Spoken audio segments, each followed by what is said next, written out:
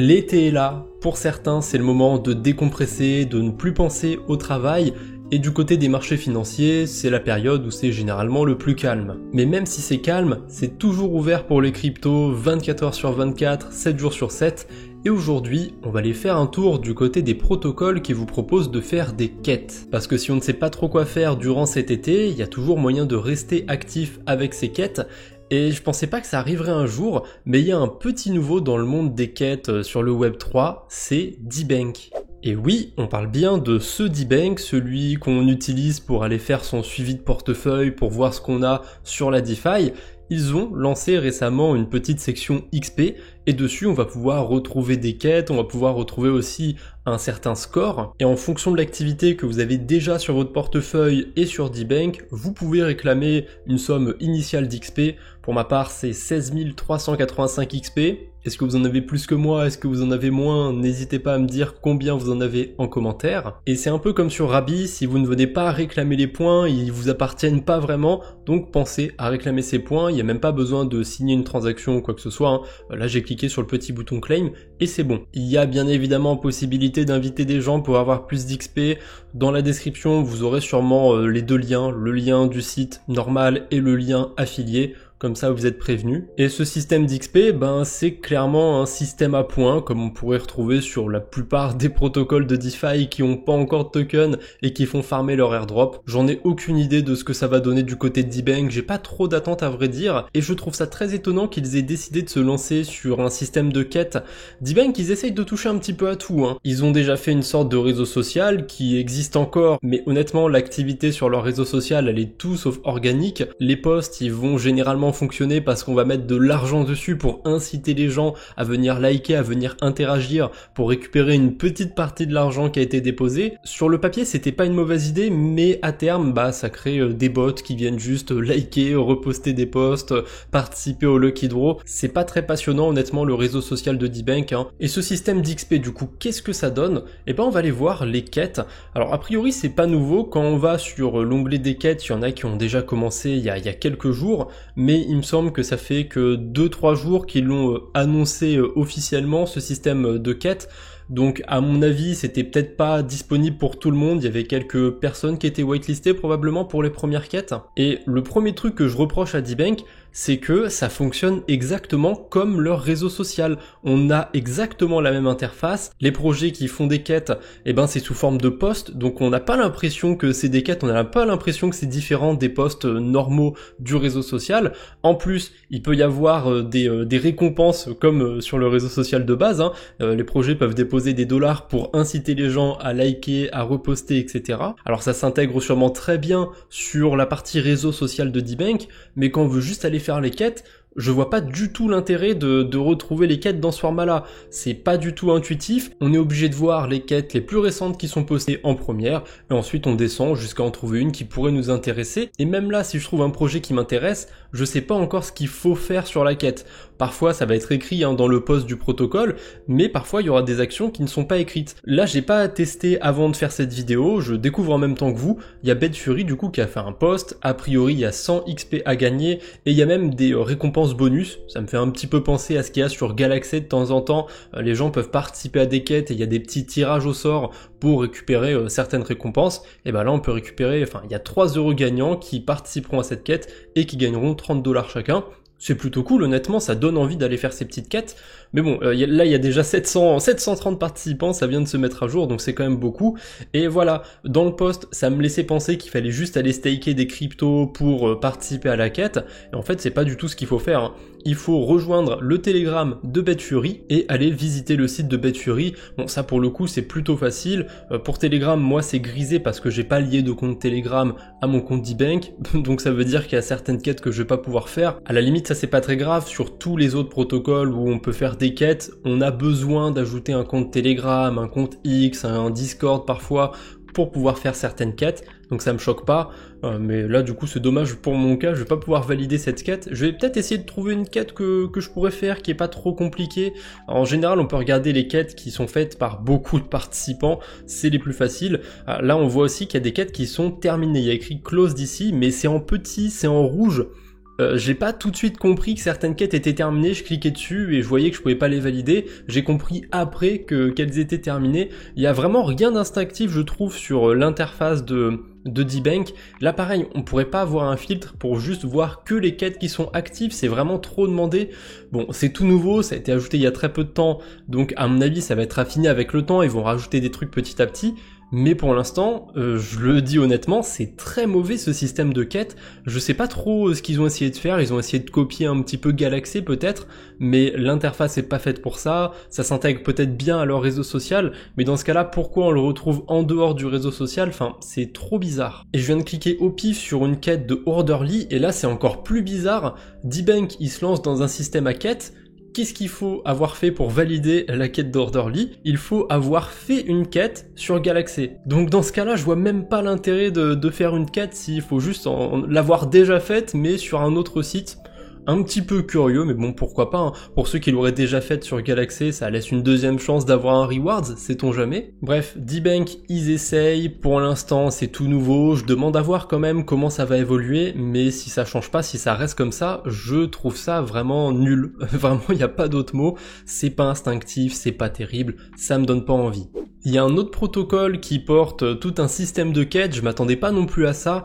C'est pas la première fois qu'on a des petites quêtes du côté de Jumper, mais là c'est carrément sur tout l'écosystème Optimism, et en fait on a un petit peu Jumper qui est au cœur, parce que Jumper c'est un agrégateur de bridge, ça peut permettre d'envoyer des cryptos d'une blockchain à une autre, et forcément on retrouve pas mal de blockchains de l'écosystème Optimism. Donc il y a Optimism, il y a Base, Blast aussi si je dis pas de bêtises, il doit y avoir Fractal, voilà, Mode, peut-être d'autres encore, je les ai pas toutes en tête. Et en ce moment, il y a plein de missions, en tout cas c'est appelé comme ça sur Jumper, qui nécessitent d'aller déposer des cryptos, emprunter, faire des interactions avec certains protocoles. La plupart de ces interactions, elles vont rendre éligibles à des tokens Optimism.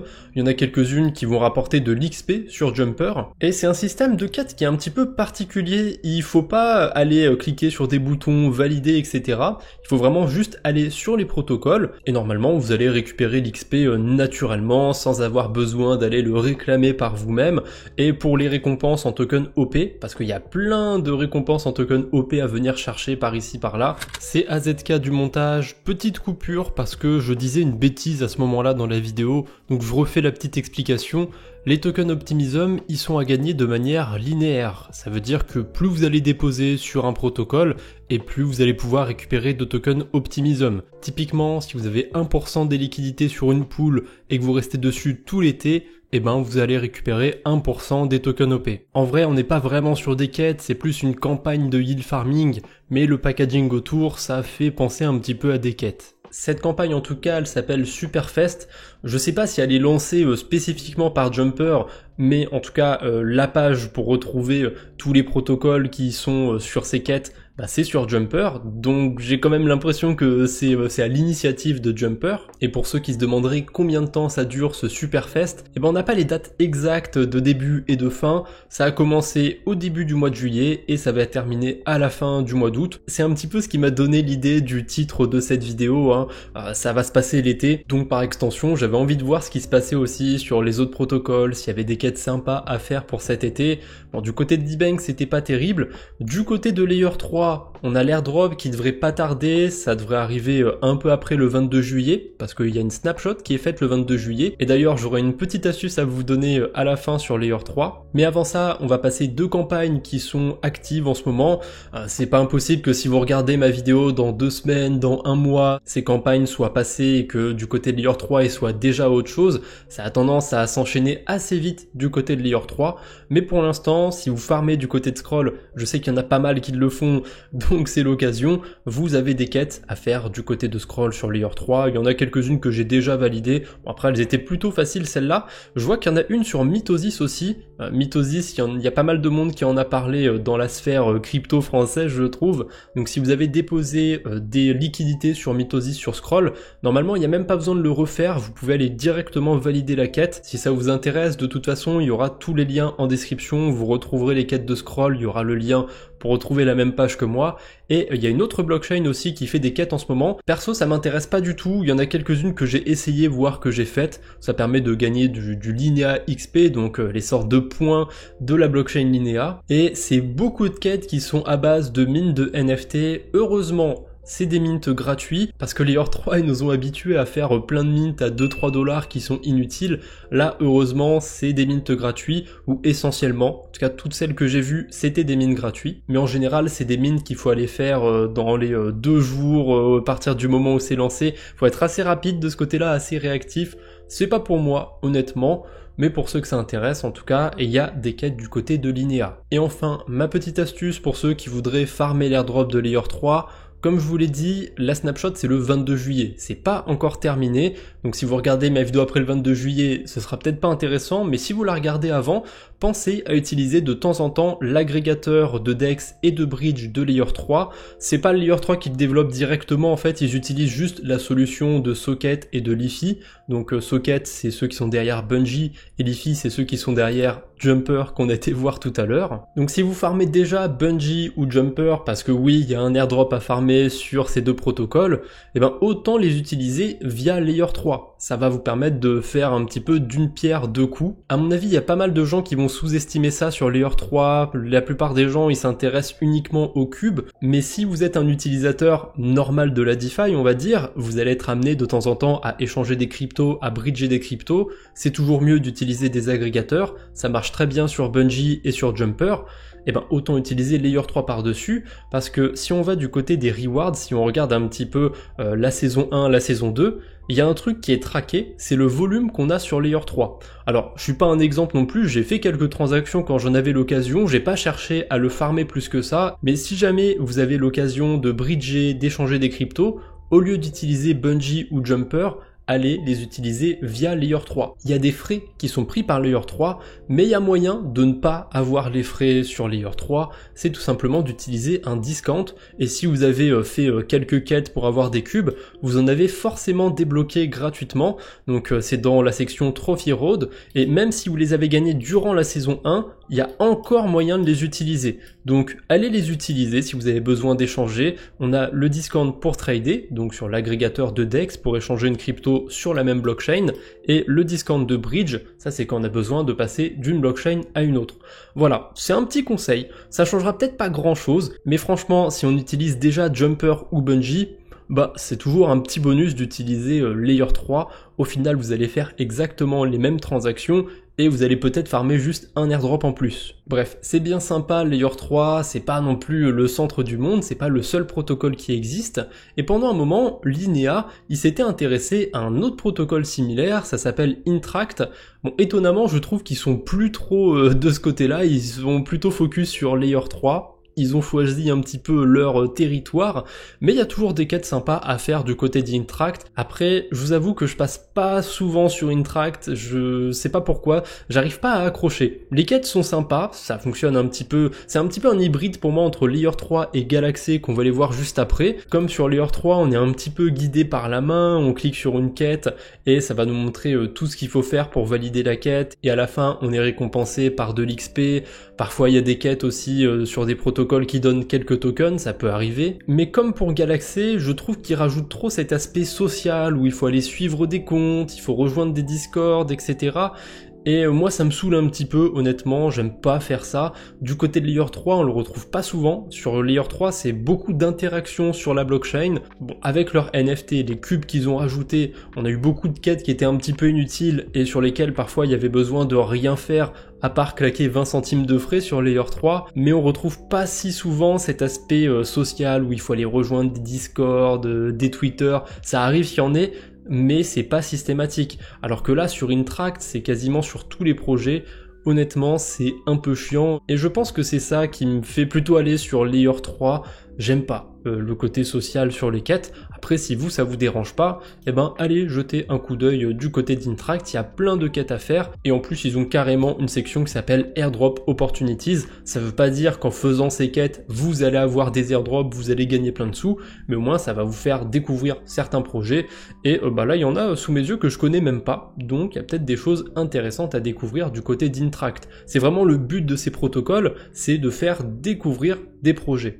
Et pour moi, le protocole qui abuse sur le côté social, c'est Galaxy.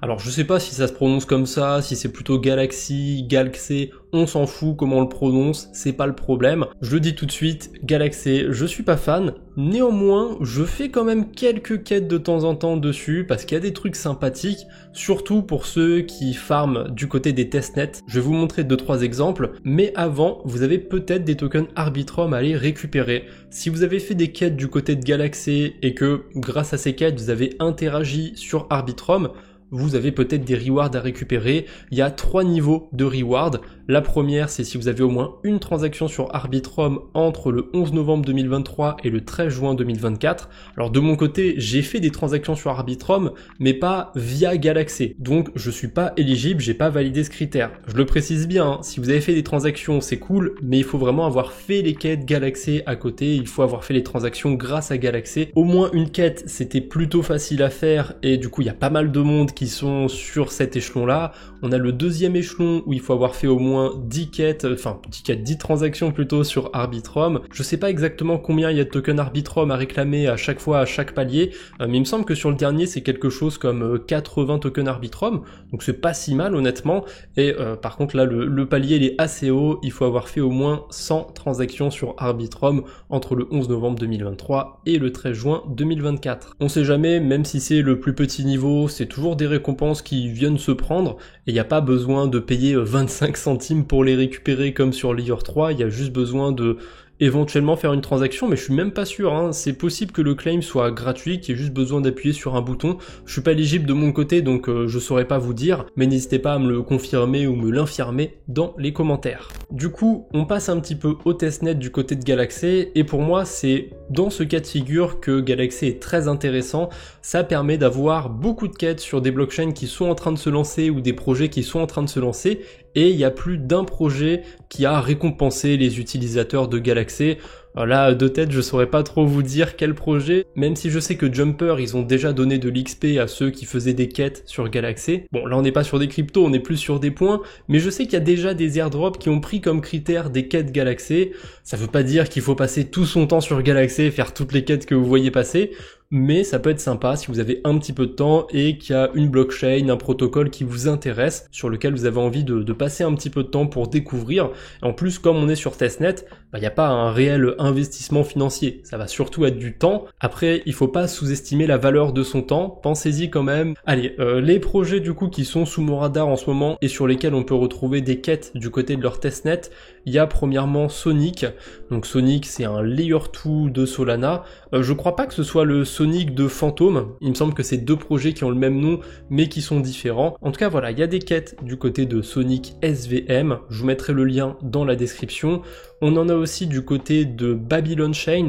Alors c'est pas tout nouveau, ça fait déjà un petit moment et il y a même des quêtes qui sont terminées qu'on peut plus faire maintenant, mais je vois que le chapitre 0 est encore faisable et ils vont sûrement rajouter d'autres quêtes. Donc on peut aussi éventuellement garder un œil sur Babylon, d'autant plus que Babylon c'est pas un exemple que j'ai choisi au pif, hein. Ils ont levé 88 millions de dollars, donc ça veut pas dire qu'en allant faire 2-3 quêtes Galaxy vous allez toucher 1000 dollars, 10 000 dollars, ou je sais pas trop ce que les gens vous vendent sur Twitter, parce qu'en général on a plein de vendeurs de rêves sur Twitter, mais à minima ça va peut-être vous apprendre 2-3 trucs, ça va peut-être vous occuper, j'en sais rien. Faut le voir un petit peu comme un investissement, même si vous mettez pas une bille dedans, même si c'est que du temps, ça veut pas dire que votre investissement il va être fructueux, ça veut pas dire que vous allez avoir un retour sur votre investissement, sur votre temps passé, mais c'est toujours un point important à regarder. Si un projet a levé pas mal de fonds, eh ben c'est potentiellement un bon candidat pour un airdrop. Et j'en ai un autre qui a levé pas mal de fonds, alors je savais même pas qu'avant ça s'appelait Treasureland, je l'ai découvert grâce à Crypto Fundraising, le site que j'utilise pour consulter les levées de fonds sur les cryptos, et Tabi du coup ils ont levé 27 millions de dollars, et comme vous en doutez, on retrouve des quêtes du côté de leur testnet sur Galaxy. Il y en a plein, il y en a vraiment eu plein pour Tabi, il y en a beaucoup qui sont terminés déjà, je suis pas sûr qu'on soit très early, mais je vous le cite quand même en exemple. Et sinon, vous pouvez bêtement aller faire un tour sur Galaxy, voir s'il y a des projets qui vous parlent, s'il y a des trucs qui peuvent vous intéresser. Parfois, on a même des quêtes qu'on peut faire pour aller récupérer des rewards. J'en ai mis une de côté parce que celle-ci, il y a des chances que ça puisse vous intéresser. C'est une quête de Lista DAO. La quête, elle est toute bête, hein. Il faut les suivre sur Twitter, les rejoindre sur Discord et déposer 50 $ de leur token sur ListaPy. Alors ok, c'est sympa, mais tout le monde n'a pas 50 $ de Lista et tout le monde n'a pas envie d'en acheter. Moi le premier, honnêtement. Mais Lista DAO, ils ont fait leur airdrop récemment et je trouve qu'il y a assez peu de monde qui a relayé l'info. Donc on sait jamais, vous êtes peut-être passé à côté de ça. Du coup, dans la description, vous aurez le lien pour vérifier si vous êtes éligible à l'airdrop de Lista. Bon, pour ma part, je suis éligible à 0,02 tokens. Autant vous dire que je vais pas aller très loin avec ça. Et d'ailleurs, peut-être que ce protocole ne vous parle pas, mais que vous êtes quand même éligible, parce que Lista DAO, c'est la fusion de deux anciens protocoles, Helio Money et SynClub. Helio Money, ils avaient un stablecoin sur la Binance Smart Chain, SynClub, ils faisaient du liquid staking, les deux ont fusionné, maintenant c'est devenu Lista DAO. Donc si vous avez utilisé Lista DAO ou anciennement Helio Money avec le HEI, ou SynClub avec le SNBNB, eh ben vous êtes peut-être passé à côté d'un airdrop. Je sais pas quand le claim se termine, donc essayez de ne pas trop tarder. Dans tous les cas, vous aurez le lien dans la description. Sait-on jamais, vous avez peut-être des tokens à les récupérer. Bref, c'est tout ce que j'avais pour aujourd'hui. Honnêtement, on a l'embarras du choix pour cet été. On a toujours des quêtes à faire, il y en a toujours de nouvelles qui sont ajoutées sur tous ces protocoles. Même si du côté de D-Bank, je trouve que c'est un petit peu curieux et je sais pas si ça va durer honnêtement, ben je demande quand même à voir et j'irai probablement en faire quelques-unes pour la science. Allez, je vous embête pas plus pour aujourd'hui, on se retrouve bientôt j'espère, d'ici là portez-vous bien, salut tout le monde!